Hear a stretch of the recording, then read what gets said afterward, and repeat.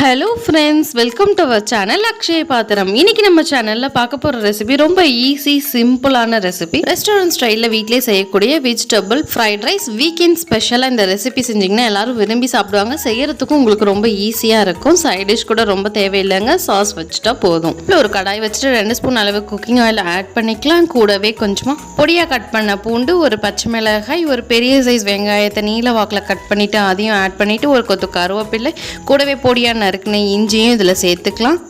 வெங்காயம் பூண்டெல்லாம் ஓரளவுக்கு வதங்குற அளவுக்கு நல்லா மிக்ஸ் பண்ணி விட்டுக்கோங்க.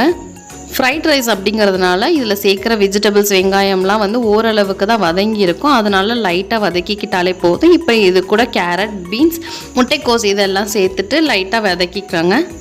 வெங்காயம் கண்ணாடி பதம் அளவுக்கு வதங்கினதுக்கு அப்புறம் 1 ஸ்பூன் அளவு வினிகர் ஆட் பண்ணிக்கிறேன். உங்ககிட்ட இருந்தால் ஆட் பண்ணிக்கோங்க, இல்லைன்னா லெமன் சாறு ஒரு சொட்டு ஆட் பண்ணிக்கலாம். கூடவே 1 ஸ்பூன் அளவு சோயா சாஸ் சேர்த்துக்கோங்க. தேவையான அளவு உப்பு ஆட் பண்ணிவிட்டு நல்லா வதக்கிக்கலாம். இது கூடவே 1 கப் அளவு சாதம் நான் ஆட் பண்ணிக்கிறேன். நார்மலாக வீட்டில் செய்கிற சாதம் தான் இது. 1 ஸ்பூன் அளவு மிளகுத்தூள் சேர்த்து சாதத்தை நல்லா காய்கறியோடு கலந்து விடுங்க.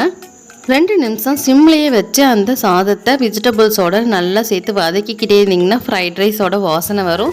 இந்த மாதிரி பொலன்னு வந்ததுக்கப்புறம் நம்ம ஆஃப் பண்ணிவிட்டு கொத்தமல்லி கருவேப்பிலை ஆட் பண்ணிவிட்டு சூடாக டொமேட்டோ கெச்சப் சாஸோடு பரிமாற வேண்டியதுதான். Simple and easy weekend special recipe ready.